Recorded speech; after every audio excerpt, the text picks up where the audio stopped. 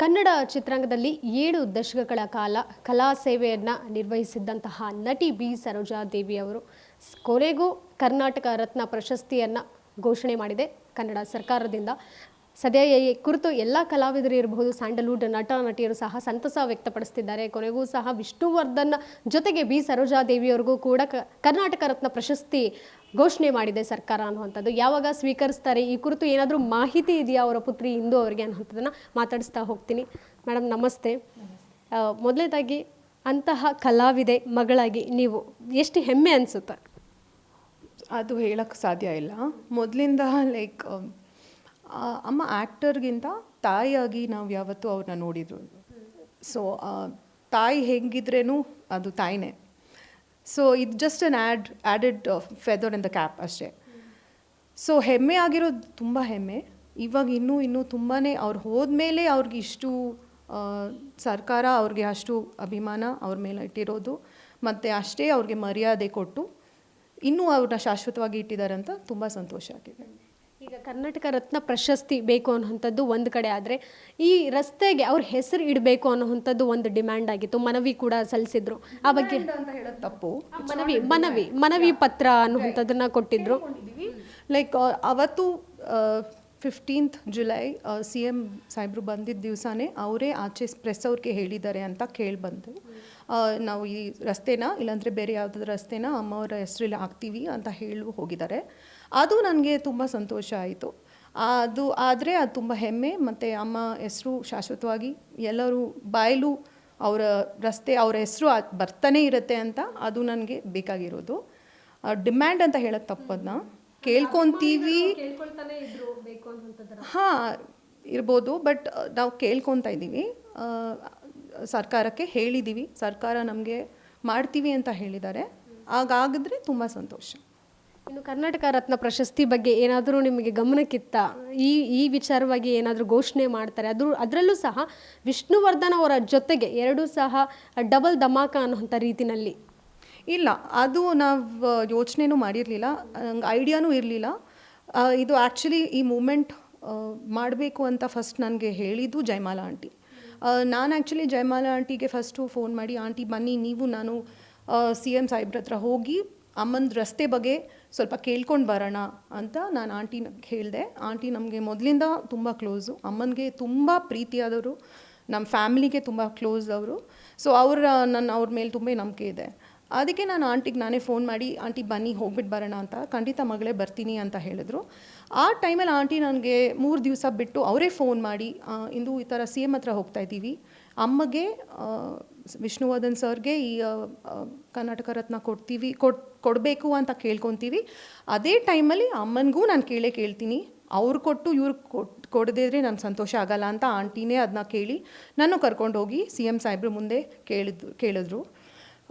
ನನಗೆ ಅದೇ ತುಂಬ ಸಂತೋಷ ಆಯಿತು. ಸರ್ಕಾರ ಇಷ್ಟು ಬೇಗ, ನಾನು ಹೋಗಿದ್ದು 2nd of September, just 9 days back, ಅಂದರೆ ನೆನ್ನೆ ಅದು ಹೇಳಿದಲ್ಲ, ಸೊ 11th ನೆನ್ನೆಗೆ ಜಸ್ಟ್ 9 ದಿವಸದಲ್ಲಿ ಫಸ್ಟ್ ಟೈಮ್ ನಾನು ಕೇಳ್ತಾ ಇರೋದು, ಸರ್ಕಾರ ಇಷ್ಟು ಬೇಗ 9 ದಿವಸದಲ್ಲಿ ಇಂಥ ಅವಾರ್ಡ್ ಸ್ಯಾಂಕ್ಷನ್ ಮಾಡ್ತಾರಂದರೆ ನಾನು ಎಲ್ಲೂ ಕೇಳಿದ್ದಿಲ್ಲ. ಆಮೇಲೆ ಈ ಸರ್ಕಾರ ಅಂತಲ್ಲ, ಜನ್ರಲಾಗಿ ಹೇಳ್ತಾ ಇದ್ದೀನಿ, ತುಂಬ ಜನ ಆರ್ಟಿಸ್ಟ್ಗಳಿಗೆ ಕೊಡ್ತೀವಿ ಅಂತ ಹೇಳಿ ವರ್ಷಗಳೇ ಹೋಗುತ್ತೆ,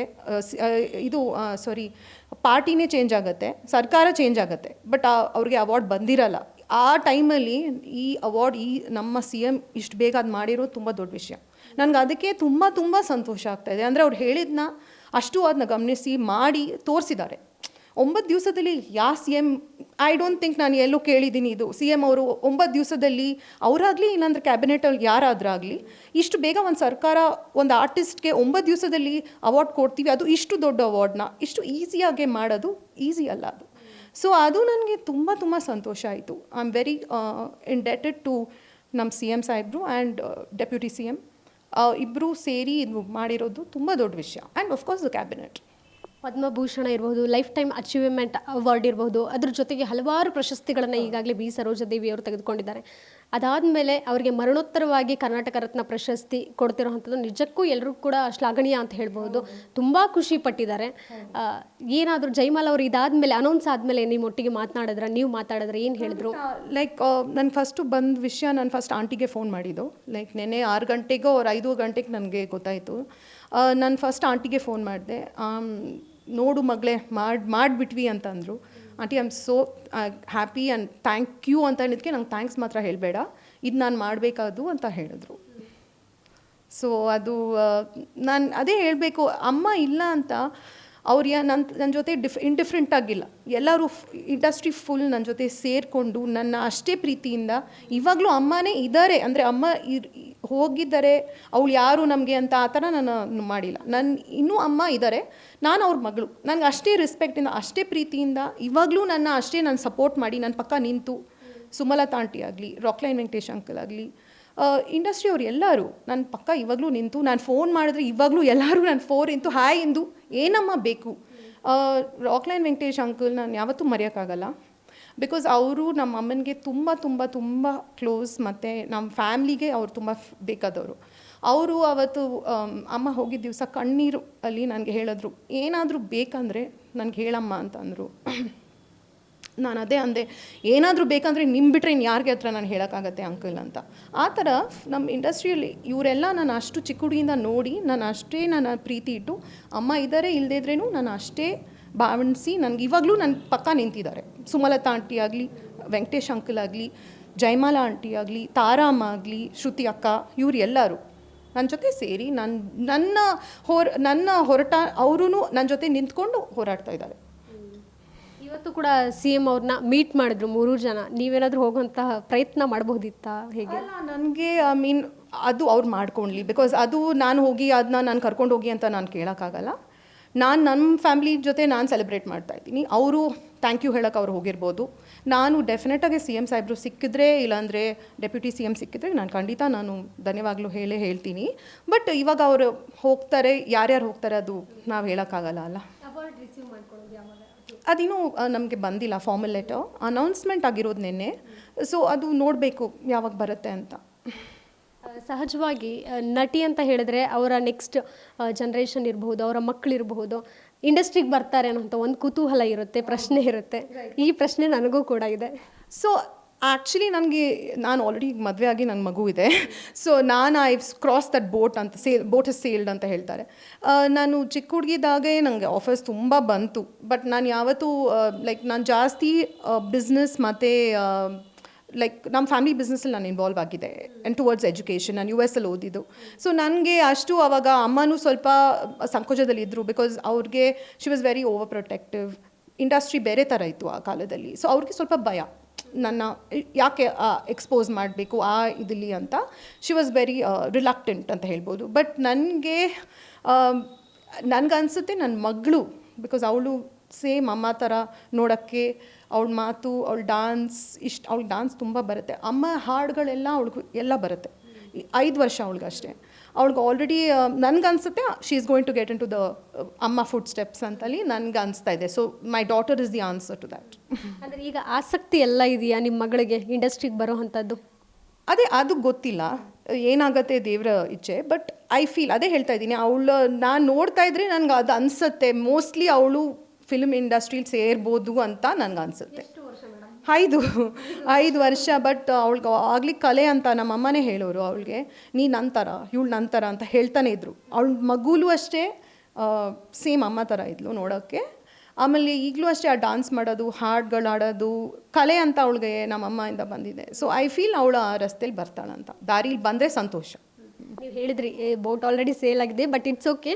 ನಾನು ಏನಂದರೆ ಯಾವತ್ತಾದರೂ ಅನಿಸುತ್ತಾ ನಿಮಗೆ, ಎಕ್ಸ್ಪೆಕ್ಟೇಷನ್ ಇರ್ಬೋದು ಅಥವಾ ಒಂದು ಆಸೆ ಅಂತ ಹೇಳ್ತಾರೆ, ನಾನು ಬರಬೇಕಿತ್ತು ಇಂಡಸ್ಟ್ರಿಗೆ ಅನ್ನೋವಂಥದ್ದು feel? Not at all. I am very content. Already ನಾನು ಅದೇ ಹೇಳ್ತಾ ಇದ್ದೀನಿ, ಚಿಕ್ಕ ಹುಡುಗಿಯಿಂದ ಫಿಲ್ಮ್ ಜನ ಜೊತೆನೇ ಹುಟ್ಟಿ ಬೆಳೆದು ಈಗಲೂ ನನ್ನ ಬೆಸ್ಟ್ ಫ್ರೆಂಡ್ಸ್ ಎಲ್ಲರೂ ಫಿಲ್ಮ್ ಇಂಡಸ್ಟ್ರಿ ಅವರೇ. ಪ್ರಿಯಾಂಕಾ ಉಪೇಂದ್ರ, ಶಿಲ್ಪಾ ಗಣೇಶ್ ಅವರೆಲ್ಲ ನನ್ನ ಬೆಸ್ಟ್ ಫ್ರೆಂಡ್ಸ್. ಅವ್ರು ಸಹಜವಾಗಿ ಅವ್ರ ಮನೇಲೇ ಇರ್ತೀನಿ. ಸೊ ಸುತ್ತಮುತ್ತ ಬರೀ ಫಿಲ್ಮ್ ಪೀಪಲ್. ನಾನು ಕ್ಲೋಸೆಸ್ಟ್ ಸರ್ಕಲ್ ಫಿಲ್ಮ್ ಜನ. ಸೊ ಆ ಥರ ಏನು ಅನಿಸಲ್ಲ. ಲೈಕ್ ಬರಬೇಕು ಏನು. I am very happy managing ಎಲ್ಲ ನಮ್ಮದು ಬಿಸ್ನೆಸ್ ಎಲ್ಲ ನೋಡಿಕೊಂಡು. I am very happy at the back. So ಅದೇ ಹೇಳ್ತಾ ಇದ್ದೀನಲ್ಲ, ನಮಗೆ ಮೇ ಬಿ ನಾನು ಇಂಡಸ್ಟ್ರಿಯವ್ರ ಜೊತೆ ಏನು ಲಿಂಕ್ ಇಲ್ದಿದ್ದರೆ ಮೇ ಬಿ ನನಗೆ ಅದು ಅನಿಸ್ತಾ ಇರ್ಬೋದು. But because I am always involve with those people, ನನಗೆ ಆ ಥರ ಏನು ಅನಿಸಲ್ಲ. ಅಕಸ್ಮಾತ್ ಮಗಳು ಇಂಟ್ರೆಸ್ಟ್ ಈ ಮುಂದಿನ ದಿನಗಳಲ್ಲಿ ಏನೋ ಬರ್ತಾ ಎಜುಕೇಷನ್ ಮುಗಿದಾದ ನಂತರ ಖಂಡಿತವಾಗ್ಲೂ ನೀವು ಪ್ರಿಫರಬಲಿ ನೀವು ಎಜುಕೇಷನ್ಗೆ ತುಂಬ ಇಂಪಾರ್ಟೆನ್ಸ್ ಕೊಡ್ತೀರಾ, ಅದು ಗೊತ್ತಾಗುತ್ತೆ ನಿಮ್ಮನ್ನು ನೋಡಿದ್ರೇ. ಎಜುಕೇಷನ್ ಮುಗಿದಾದ್ಮೇಲೆ ಅಮ್ಮ ನನಗೆ ಈ ಥರ ಇಂಟ್ರೆಸ್ಟ್ ಇದೆ ಹೋಗ್ಬೋದಾ ಅಂತ ಕೇಳಿದ್ರೆ ಅಲೋ ಮಾಡ್ತೀರಾ? ಖಂಡಿತ. ಬಿಕಾಸ್ ನಾನು ಅವಳು ಆಲ್ರೆಡಿ ಹೇಳ್ಕೊಂಡು ಬರ್ತಾ ಇದ್ದೀನಿ, ಅಮ್ಮ ಥರ ನೀನು ಮೇಕ್ ಮಮ್ಮಿನ ಪ್ರೌಡ್, ಅವಳ ಅಮ್ಮನ ಮಮ್ಮಿ ಅಂತ ಕರೆಯೋದು, ಮಮ್ಮಿನ ಪ್ರೌಡ್ ಮಾಡಬೇಕು ನೀನು. ಸೊ ಅಮ್ಮನ ದಾರಿಲಿ ನೀನು ಹೋಗ್ಬೇಕಂದ್ರೆ ಅಮ್ಮನ ಥರ ಇರಬೇಕು, ಅಮ್ಮನ ಥರ ಎಲ್ಲ ಮಾಡಬೇಕು ಅಂತ ನಾನು ಆಲ್ರೆಡಿ ಅವ್ಳಿಗೆ ಹೇಳ್ತಾ ಇದ್ದೀನಿ.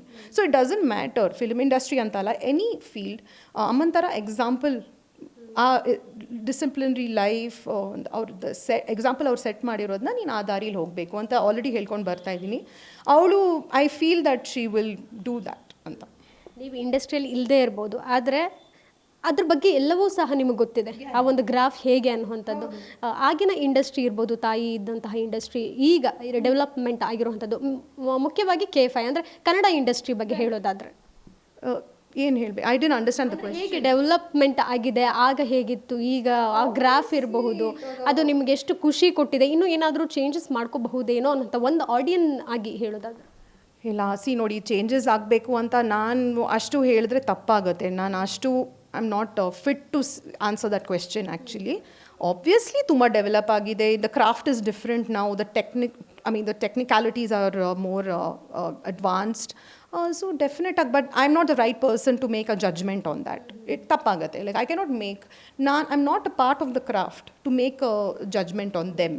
ಡೆಫಿನೆಟ್ಲಿ ಅದು ಇಟ್ ಈಸ್ ವೆರಿ ಡೆವಲಪ್ಡ್ ಇವಾಗ ಅಲ್ವಾ. ಎನಿ ಇಂಡಸ್ಟ್ರಿ, ಕನ್ನಡ ಆಗಲಿ ತಮಿಳ್ ಆಗಲಿ, ತುಂಬ ಡೆವಲಪ್ ಆಗಿದೆ. ಆ ಕಾಲಕ್ಕೂ ಈ ಕಾಲಕ್ಕೆ ಅಮ್ಮ ಅವನಿ ಸುಸ್ಸೆ ಎಷ್ಟು ನಮ್ಮ ಕಾಲದಲ್ಲಿ ಹಿಂಗಿತ್ತು, ಇವಾಗ ಎಲ್ಲ ಬಂದುಬಿಟ್ಟಿದೆ ಅಂತ ಅವರೇ ಹೇಳೋರು. ನಿಮ್ಮ ನೆಚ್ಚಿನ ಫೇವ್ರೆಟ್ ನಟಿ ಅನ್ನುವಂಥವ್ರು ಯಾರಾದರೂ ಇದ್ದಾರಾ, whom you admire? Like in which industry are you talking about? Lots of people, like actor you mean, or ಅಲ್ಲ, ತಮಿಳಲ್ಲಿ ತುಂಬ ಜನ ಇದ್ದಾರೆ, ಹಿಂದಿಲಿ ತುಂಬ ಜನ ಇದ್ದಾರೆ. I like Yash ಅಂದರೆ like as a fan I can say, but there also are friends. So ಎಲ್ಲರೂ ಬೇಕಾದವರು, ಪಿ ಸರ್, ಎಲ್ಲರೂ, ತಪ್ಪಾಗುತ್ತೆ, ಎವ್ರಿಬಡಿ ಈಸ್ ಅ ಫ್ರೆಂಡ್, ಎಲ್ಲರೂ ಫ್ರೆಂಡ್ಸೇ, ತಪ್ಪಾಗುತ್ತೆ. But I like Yash as an actor. ತಾಯಿಯ ಯಾವ ಸಿನಿಮಾ ಕಾಡುತ್ತೆ ನಿಮಗೆ ತುಂಬ? ನನ್ನ ಫೇವ್ರೆಟ್ ಏನಂದರೆ ಭಾಗ್ಯವಂತರು. ಕನ್ನಡದಲ್ಲಿ, ಬೇರೆ ಲ್ಯಾಂಗ್ವೇಜಸಲ್ಲಿ ತುಂಬ ಇದ್ದಾರೆ ಆಲ್ಸೋ, ತಮಿಳಲ್ಲಿ, ತೆಲುಗುಲಿದೆ, ಬಟ್ ಕನ್ನಡದಲ್ಲಿ I like Bhagyavantharu the most. Okay, thank you madam, ಇಷ್ಟೊತ್ತು ನಮ್ಮೊಟ್ಟಿಗೆ ಮಾತನಾಡಿದ್ದಕ್ಕೆ, ಹಾಗೂ ಪ್ರಶಸ್ತಿಯನ್ನು ಸ್ವೀಕರಿಸ್ತಾ ಇದ್ದೀರಾ ತಾಯಿಯ ಪರವಾಗಿ, ಅದಕ್ಕೂ ಕೂಡ congrats. Thank you so much. Thank you for coming and taking your time. And ಅದೇ ಒಂದು ಕೇಳೋಕ್ಕೆ ಇಷ್ಟಪಡ್ತೀನಿ, ಅದೇ ಈ ರಸ್ತೆನ ಮಾತ್ರ ಅಮ್ಮನ ಹೆಸರಲ್ಲಿ, ನನಗೇನು ಬೇಡ, ಅಮ್ಮನಿಗೂ ಅಷ್ಟೇ.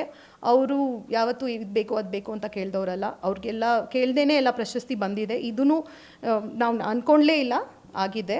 ಅದೇ ಥರ ಈ ರಸ್ತೆ ಒಂದು ಅವ್ರ ಹೆಸ್ರಲ್ಲಿ ಬಂದರೆ ನಮಗೆ ಅದಕ್ಕಿಂತ ಏನೂ ಬೇಕಾಗಿಲ್ಲ, ಅವ್ರ ಹೆಸರು ಶಾಶ್ವತವಾಗಿ ಉಳಿಯತ್ತೆ ಅಂತ ನಂಬಿಕೆಯಲ್ಲಿದ್ದೀವಿ. ಎಲ್ಲೋ ಒಂದು ಕಡೆ ಒಂದು ಪ್ರಶ್ನೆ ಕೇಳಬೇಕನ್ನಿಸ್ತು ನನಗೆ, ಅಂದರೆ ಅಂತ್ಯಕ್ರಿಯೆ ಮಾಡುವಂತಹ ಸಂದರ್ಭದಲ್ಲಿ ಗೊಂದಲ ಆಯಿತೇನೋ, ಎಲ್ಲಿ ಅಂತ್ಯಕ್ರಿಯೆ ಮಾಡಬೇಕು ಅನ್ನೋಂಥ ಜಾಗ ವಿಚಾರವಾಗಿ?